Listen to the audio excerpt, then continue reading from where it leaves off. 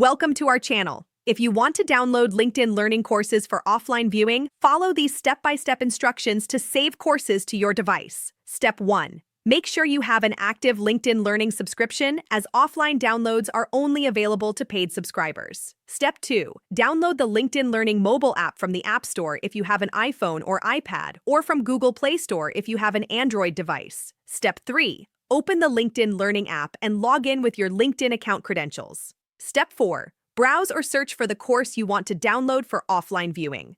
Step 5. Tap on the course to open its details page. Step 6. Look for the download icon, which typically looks like a downward arrow or cloud with a down arrow. Step 7. Tap the download button to begin downloading the entire course to your device. Step 8. Alternatively, you can download individual videos by tapping into the course, then tapping the download icon next to specific video lessons. Step 9. Monitor the download progress in the download section of the app. Make sure you have sufficient storage space on your device. Step 10. Once downloaded, you can access your courses offline by going to My Learning and selecting Downloaded from the menu.